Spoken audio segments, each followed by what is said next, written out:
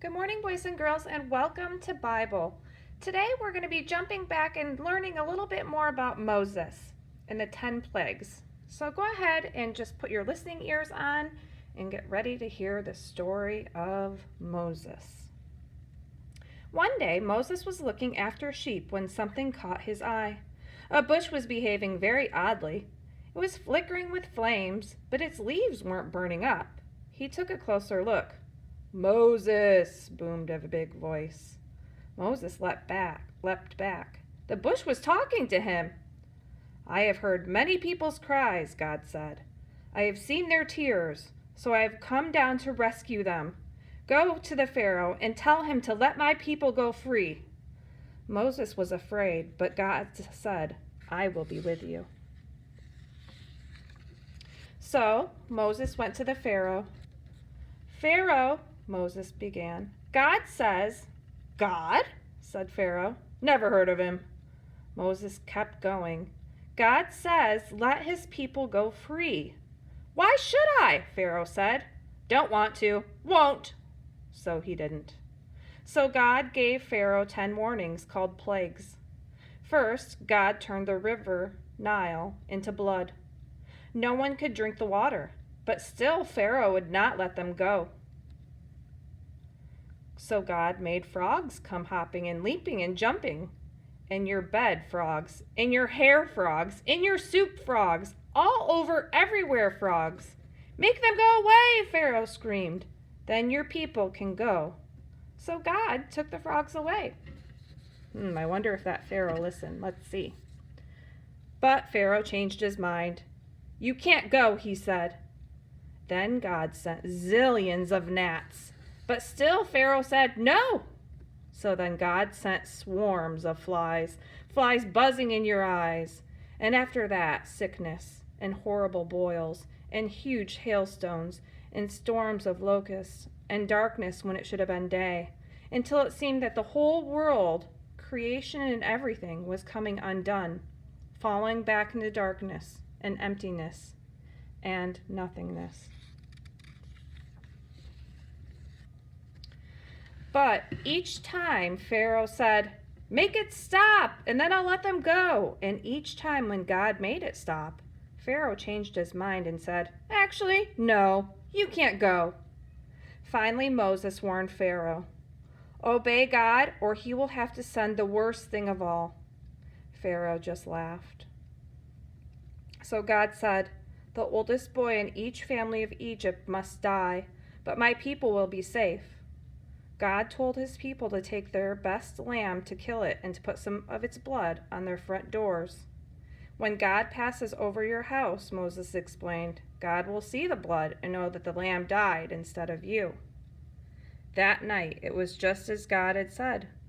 Suddenly, piercing darkness echoed down through the corridors of the palace, and there came a blood-curdling scream. Pharaoh's oldest son had died. At last, Pharaoh did what God said. "Get out," Pharaoh shouted. "Just go."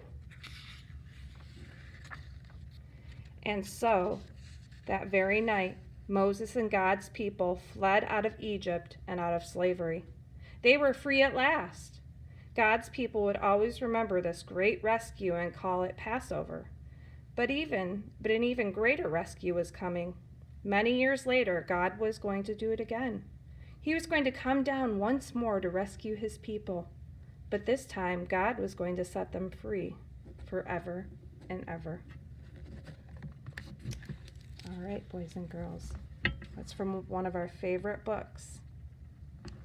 All right, now what you need to do, boys and girls, is find the piece of paper that I sent home with you, and it looks like this. Okay? Does this look like the plagues? I think so.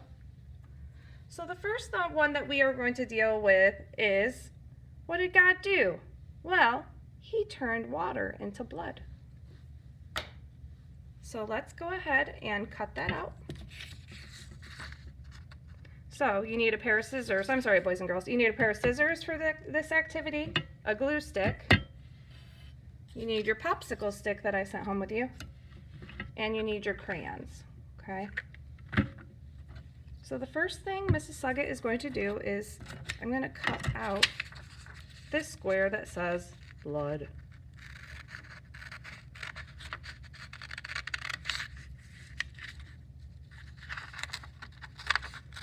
You see I'm doing very careful cutting, taking my time, making sure I'm staying on the lines. Okay. Now I'm just going to put this piece of paper aside because we'll use that later. Okay. Now we have this teeny tiny little square. I'm going to zoom in so you can see how I color it. Okay. So what color do you think the water will be? I'm thinking the water might be red. That's just a thought. That's just my thought. So I'm going to take my time and just really color in the lines.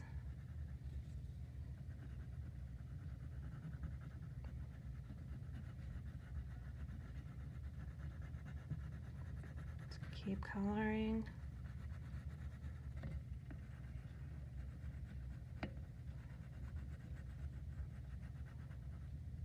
See how I'm just really taking my time and staying in the lines.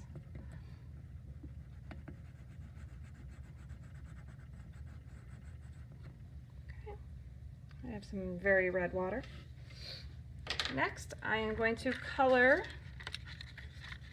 It looks like there's some lush bushes here.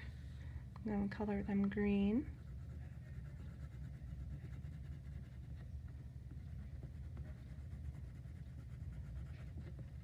I'm going to color those fish gray because they're not looking too happy.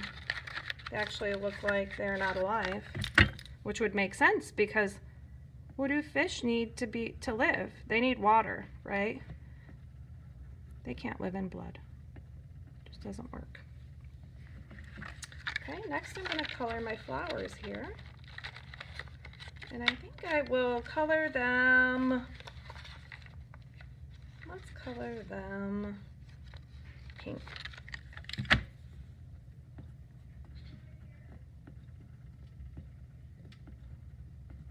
Okay.